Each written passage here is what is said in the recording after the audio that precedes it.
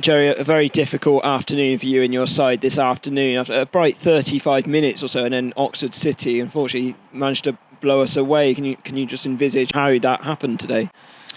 Well, quite simple. We were very good, as you rightly say, for 35 minutes. I thought we were the dominant side.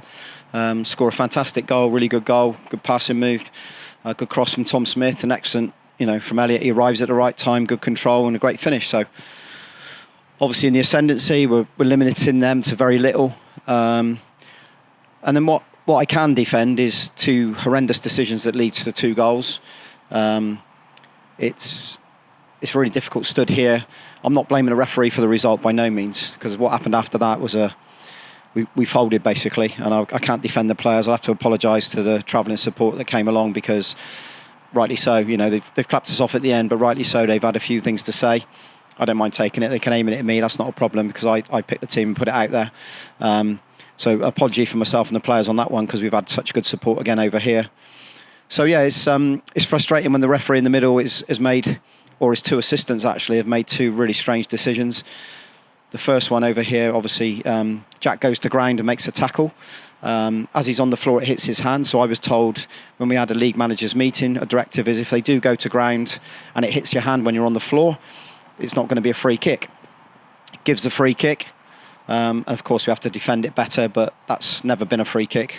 If you go back to Saturday, that opposite decision goes against us. They got a man on the floor. He saves it in the 6-yard box. We don't get that decision. The second one is a corner. It's our corner. It then comes out of play down here over to the right-hand side. Blatantly, we've got it on the footage, blatantly goes out of play for a throw-in. The linesman's looking across, doesn't see it.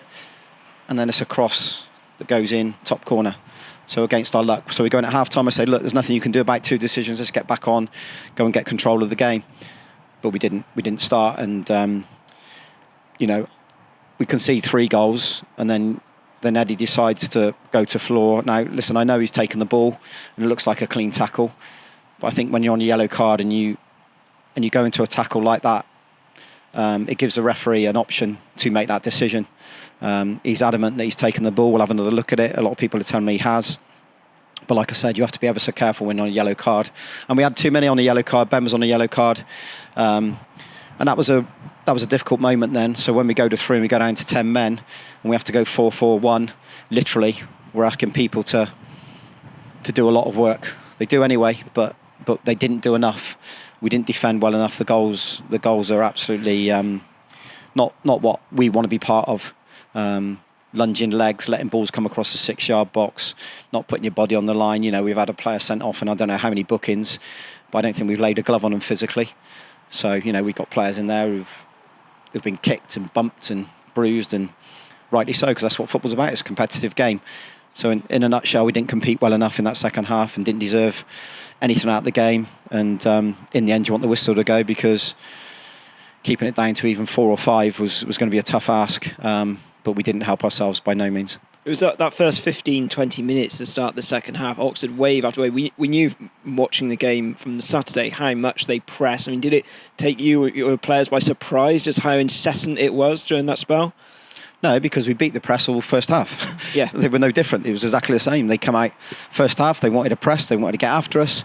We stayed under control. I asked the players to take the ball. We took the ball in nice midfield areas and controlled. We see a back 4 playing around the back.